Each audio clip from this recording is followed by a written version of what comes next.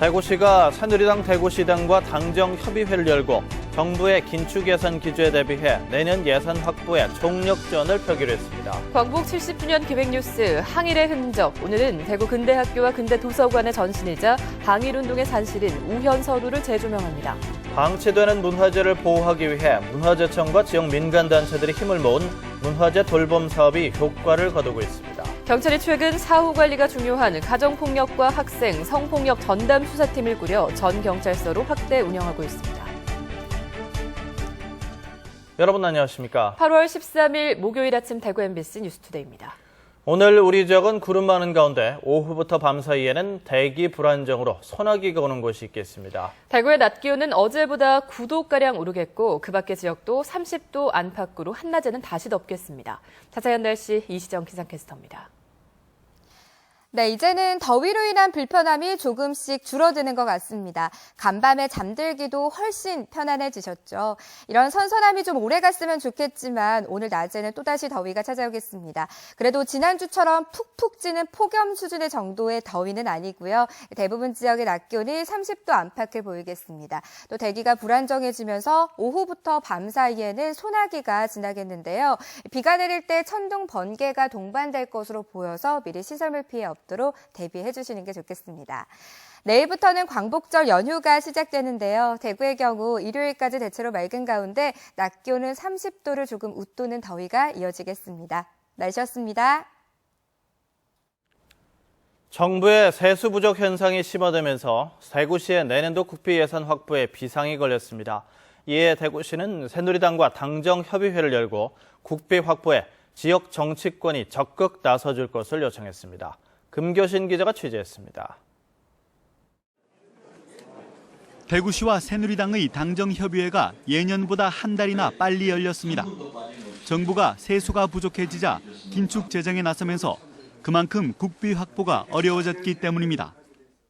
실제 대구시는 약 3조 5,200억 원의 국비를 신청했지만 해당 부처에서 2조 9,900억 원으로 감액됐고 심의에 나선 기획재정부는 처음보다 20% 이상 더 줄여 2조 7,700억 원만 반영했습니다.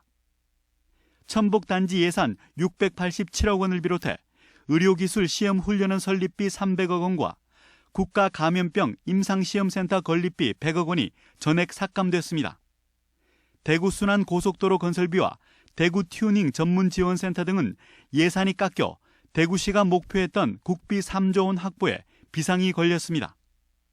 대구시는 최종 심의 과정에서 삭감된 예산이 살아날 수 있도록 지역 정치권이 모든 역량을 결집해 줄 것을 요청했습니다. 국가의 재정 형편에 이런 부분들이 만만치 않기 때문에 이번에는 대구시와 그리고 우리 12분의 국회의원님들이 똘똘 뭉쳐서 아주 치밀하고 전략적으로 예산 확보 노력을 또 물산업 클러스터 조성 특별법과 도청 이전터 개발, 대구 취수원 이전, K2 이전, 영남권 신공항 건설 등 지역 현안에도 새누리당의 협조를 요청했습니다. 내년도 예산도 많이 확보해서 대구의 경제 활성화 그리고 서민들의 어려움 또 중소상공인들 어려움 이런 부분들을 해소하는 데 최선의 노력을 다하겠다는 대구시가 지난 2010년 이후 7년 연속으로 국비 3조 원 확보를 달성해낼 수 있을지가 주목받고 있는 가운데 내년 총선을 앞둔 국회의원들이 과연 얼마나 제 역할을 해낼지가 관전 포인트로 떠올랐습니다. MBC 뉴스 금교신입니다. 대구시는 이달 1일 기준으로 대구에 주소를 둔 개인과 법인의 주민세 균등분 184억 원을 부과했습니다. 지난해보다 58억 원이 늘었는데 지난달 시의회 심의 의결을 거쳐 개정 공포된 주민세 개인 균등분의 세율이 인상된 데다 신규 자영업자와 산업단지 입주 법인이 증가한 데 따른 것으로 분석됐습니다. 구군별로는 달서구가 42억 원으로 가장 많았고 북구 36억 원, 수성구 29억 원의 수온도로 나타났습니다. 경상북도는 홀로 사는 노인과 장애인 등 도내 취약계층 1,600세대를 대상으로 119 어르신폰을 도입해 다음 달부터 운영합니다. 119 어르신폰은 신고책의 사각지대에 있는 취약계층들이 한 번의 터치만으로 화재나 응급 상황 신고를 할 수 있는 시스템으로 신고자의 위치와 응급 환자의 병력, 진료 의료기관 등이 자동으로 119 상황실로 송출됩니다.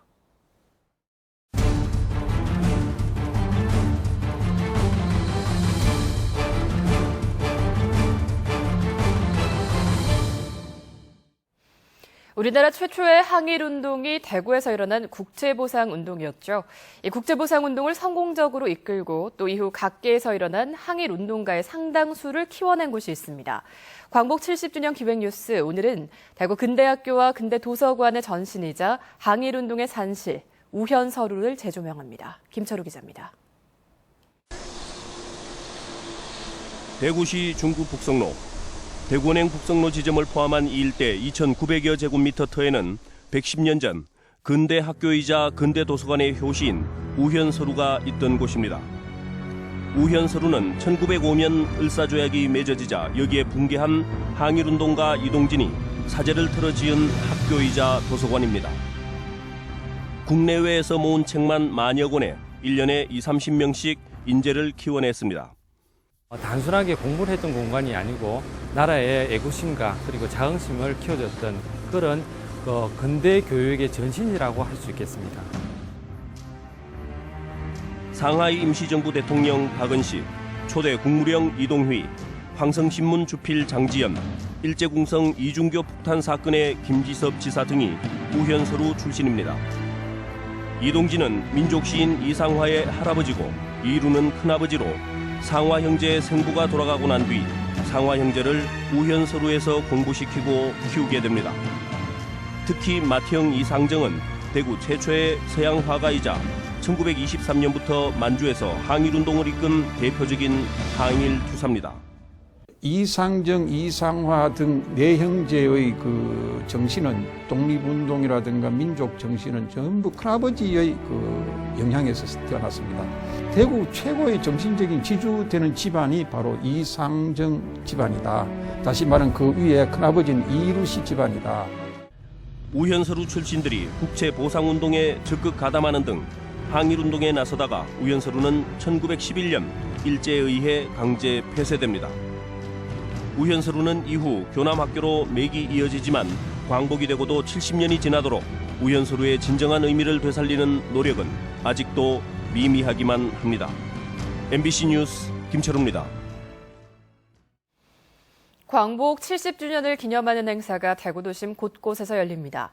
오늘 오후 7시 반 수성 아트피아에서는 국가유공자와 가족들을 위한 호국감사 음악회가 열리고 내일 오후 7시 반 대구 시민회관에서는 대구 시립교향악단이 광복 70주년 기념 음악회를 열어 한국 환상곡과 실향민의 아픔을 노래한 가곡, 한국 민요 등 다양한 작품을 연주합니다. 또 모레 광복절 당일에는 오전 10시 대구 문화예술회관에서 애국지사와 광복회원 등 1000여 명이 참석하는 광복 경축식이 열리고 정오에는 국제보상운동기념공원에서 달구벌 대종 타종식도 열립니다. 광복절을 맞아 경상북도와 23개 시군은 광복절까지 각 가정에 태극기 달기를 위한 캠페인을 펼치고 있습니다. 새마을운동지회 등 국민운동 3개 단체와 시도민 만여 명이 참여하는 이번 캠페인에서는 태극기 달기 홍보 리플릿 배부, 태극기 사랑 퍼포먼스, 차량용 태극기 달기 실천을 전개하고 있습니다.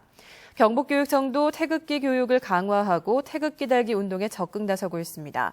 유치원과 초중고 학생들에게 태극기의 유래와 국기에 대한 예절 교육을 하고 각 가정에 가정통신문을 보내 태극기 달기 운동에 적극 동참해 줄 것을 알리고 있습니다. 전국에는 국가지정문화재를 제외하고도 시도지정문화재와 비등록 문화재가 4천여 점이나 흩어져 있습니다. 정부의 관리 대상에서 제외되다 보니 훼손된 채 방치되는 경우가 많은데 문화재청과 지역 민간단체들이 힘을 모은 문화재 돌봄 사업이 대안이 되고 있습니다. 김형일 기자입니다. 신라 육부촌장의 위패를 모신 경주 남산자락의 양산재입니다. 얹은 지 40년이 넘어 낡고 부서진 기와를 드러내고 말끔하게 수리합니다. 다른 곳에서는 부서진 벽체를 메우는 미장 작업이 한창이고 낡아서 삐걱대던 대문도 새롭게 손질했습니다. 모두 비등록 문화재나 시도 지정 문화재로 국비 지원을 받지 못해 그동안 방치돼 왔는데 문화재 돌봄 사업이 성과를 거두고 있습니다. 관리 사각지대에 있는 비지역 문화재들을 지역 주민들의 힘으로 돌보고 사전 예방할 수 있다는 가장 큰 장점을 갖고 있기 때문에 이 사업의 효과가 큰 것 같습니다.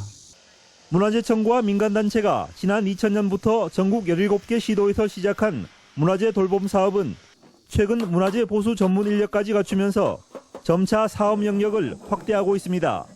5년의 시간이 감을해서 이제 와공이나 미장이나 목공 등 전문 분야까지 함으로해서 문화재를 즉시 수리함으로 해서 국가 예산을 주는데 큰 역할을 하고 있습니다. 문화재 돌봄 사업이 사각지대에 놓여있던 시도 지정 문화재와 비등록 문화재 관리에 새로운 대안이 되고 있습니다. MBC 뉴스 김향일입니다. 경북경찰청은 지난 10일부터 한 달 동안 보복운전 특별단속을 통해서 보복운전자 17명을 입건하고 90명을 수사하고 있습니다.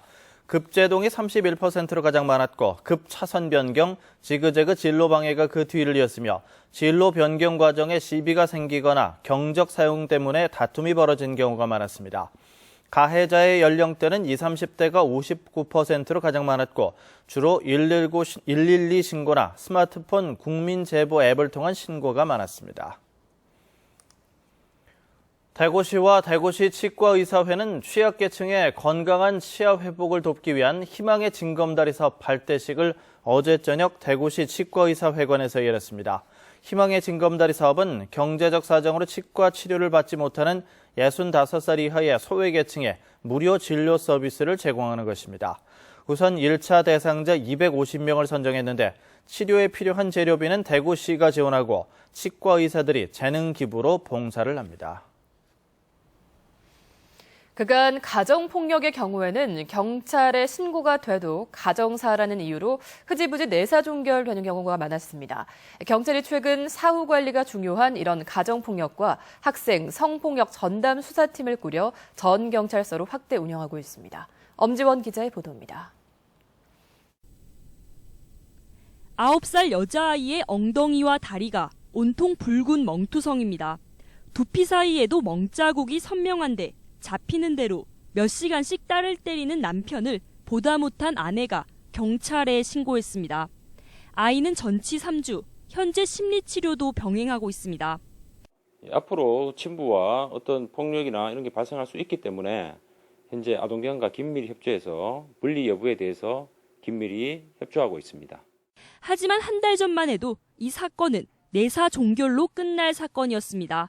사건 접수는 여성 청소년과가 맞지만 수사는 형사팀으로 이원화돼 다른 강력 사건에 밀리기 일쑤였습니다. 특히 아동 및 여성 청소년 폭력건은 사건 규모가 경미한 데 반해 상습적인 경우가 많아 그간 재발 방지가 어려웠습니다. 그러나 여성 청소년과 내 전담 수사팀 신설로 수사는 물론 피해자 구제와 사후 관리에도 나서고 있습니다. 사건 처리와 병행해서 가정보호 사건으로 검찰에 송치를 하게 되어 피해자 보호와 재범 방지에 큰 역할을 하고 있습니다. 경북경찰청은 일선 경찰서마다 수사팀 전담 요원 150명을 24시간 배치해 운영하고 있습니다. MBC 뉴스 엄지연입니다. 광복절 연휴를 맞아 경축 분위기를 확산하고 가족의 소중함을 되새기기 위해 우리 가족 번개팅 날이 지정 운영됩니다. 경상북도는 도청과 교육청, 경찰청 직원들을 대상으로 우리 가족 번개팅 날을 지정해 연휴 동안 가족 여행이나 외식, 전통시장 장보기 등으로 가족 간의 특별한 추억을 만들도록 권장하기로 했습니다. 특히 할매의 날이 범도민 참여운동으로 확산될 수 있도록 3대가 함께 동참하도록 하고 3대가 함께 찍은 사진으로 전시 경연도 펼쳐 우수작품에는 인센티브도 제공할 계획입니다. 광복 70주년을 맞아 영남대학교는 오늘 오후 인터블고 호텔에서 환경부와 국립생물자원관과 공동으로 독도 자생생물 보전을 위한 심포지엄을 엽니다. 이 심포지엄에서는 독도와 관련된 국가정책 동향과 관리 현황, 또 독도의 자생생물 서식과 생육 환경 등에 대한 학술회의를 갖고 보전 방안을 두고 종합 토론을 합니다.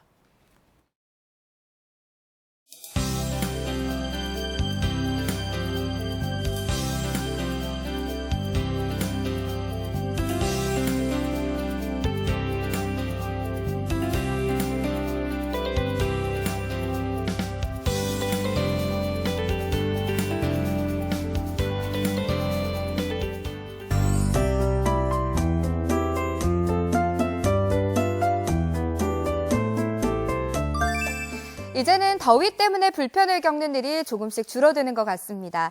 간밤에 잠들기도 훨씬 편안해지셨죠.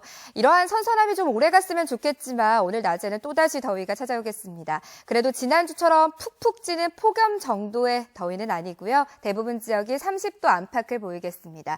또 대기가 불안정해지면서 오후에서 밤 사이에는 소나기가 지나겠는데요.